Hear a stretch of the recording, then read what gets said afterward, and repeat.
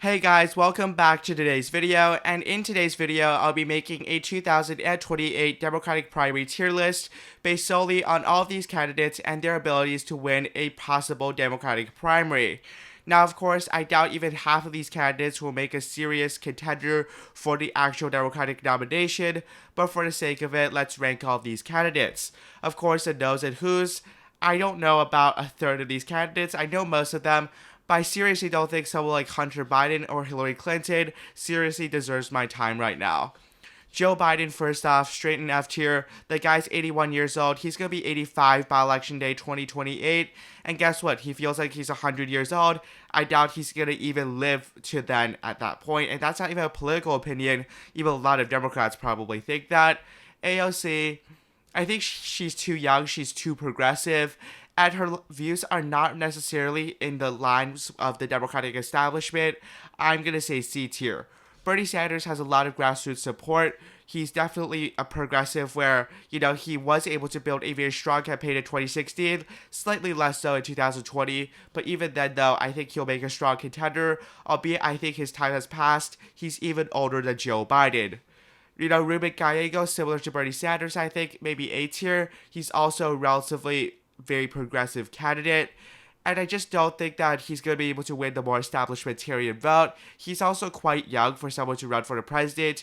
I mean, definitely compared to someone like Joe Biden, but also in general. Chuck Schumer, I'm going to put him in C tier. He's very well known as a Democratic figure name. He has the name recognition. But I overall don't think that these very nationalized figures are super popular at this point. Andy Beshear, I'm going to put him in S tier. I understand the concerns about, progressives not voting for him. That's pretty obvious. But I think he could win a lot of rural states as a blue dot candidate, as someone who could probably win like a Kentucky primary, a West Virginia primary, something like that. Cory Booker, just not someone with tons of name recognition. I'm going to put him in D tier. Now, Mark Cuban is definitely interesting here. I'm going to put him later on because he's definitely the wild card. Now we go to Gavin Newsom. Newsom, not very well liked nationwide. He's still, if you look at the betting markets, he's one of the top candidates. I just don't think he will be the candidate. A lot of people don't like him. He might still win like a California primary, but I just seriously don't believe that he's actually going to win the Democratic primaries. And also, what people believe 3 years before the primaries don't really matter. Now, Kristen Stab is probably too moderate. Not even like someone like Joe Manchin. Joe Manchin's from a very red state. Andy Beshear's from a very red state. She's just not well liked among many Democrats. Her approval rating among Democrats is like 30% or something? Yeah, she's not going to win. F tier. Still above Joe Biden, though. Gretchen Whitmer. Whitmer won in 2022 by like 10 points. So she, from that perspective, would be somewhat of a strong candidate. I don't think her name ID is there, albeit it's okay. I would put her, I think, above Gavin Newsom, but still in B tier.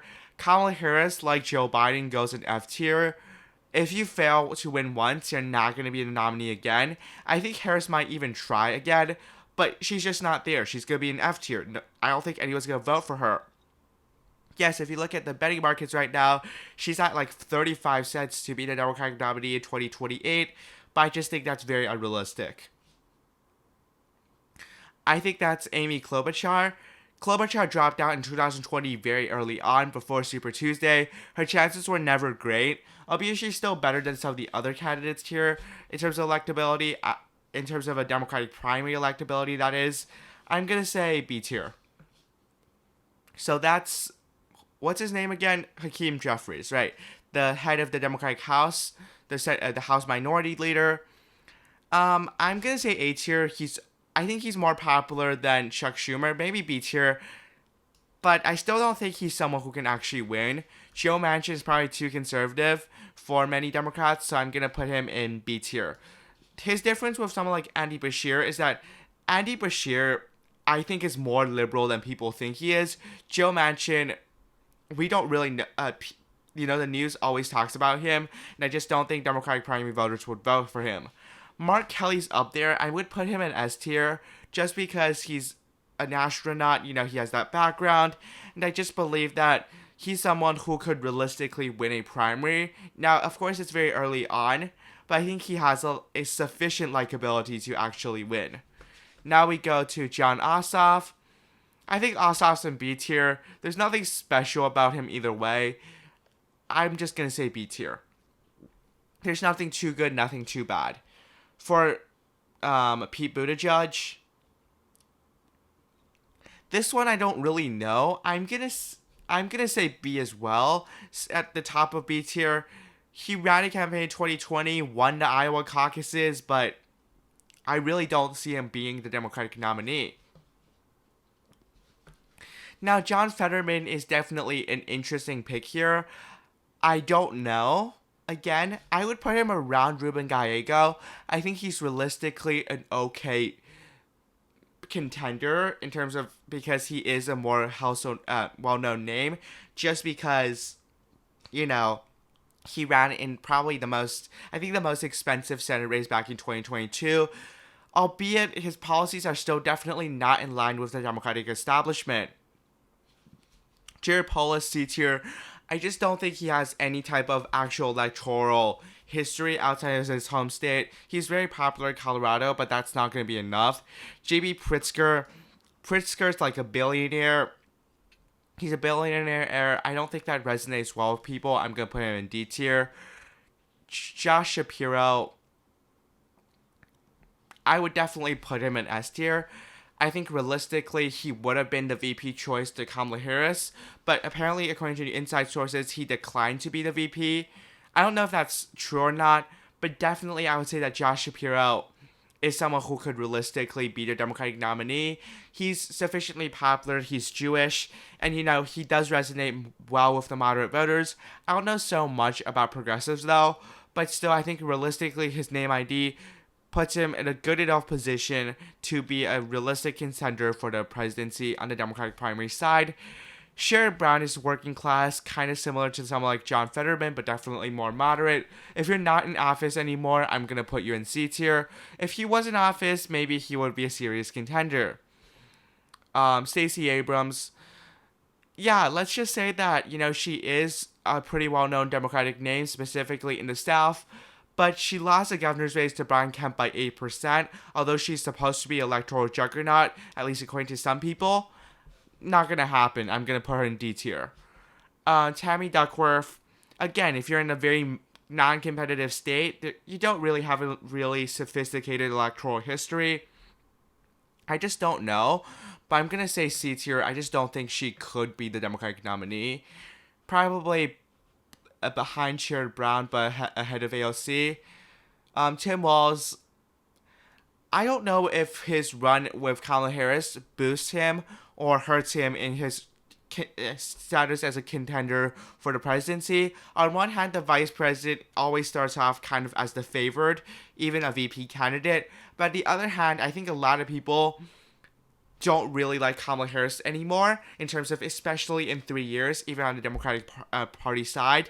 I think Harris might actually run for president again, but I just don't think that's very realistic. I think Tim Walz realistically A tier just because he was the VP candidate, but I don't know if that actually helps him or not. It really depends on who you ask. I'll put him A tier just to be safe. Raphael Warnock, I think realistically a bit ahead of Jon Ossoff, but not a big difference. Elizabeth Warren, again, I think she's too old. A lot of progressive voters are younger. I think her appeal is worse than Bernie Sanders. So for that reason, I'm going to put her in B tier. I think her time has passed too. Now it goes back to Mark Cuban. And this is very interesting. I think Cuban's someone who is more anti-Trump than anything if he was to be allied to the Democratic Party. His political views are a bit more ambiguous. I think it's more democratically aligned than republicanly aligned. But I would assume he's someone who would advocate for lower taxes. This is interesting. I think realistically he gives you a Trump vibe, kind of like a Trump vibe, but then again he's very anti-Trump. This is a bold take. I would put him in S tier just because he has the money to run for president. And billionaires are often very hated. He doesn't seem like he's a guy who's very hated. And for that reason, if he was to run for president on the Democratic Party side, I would actually put him in S tier. Anyways, that completes the list. Tell me what you agree with, what you don't agree with. This is definitely not a perfect list, just flat out right, because of the fact that a lot of this is, up to interpretation.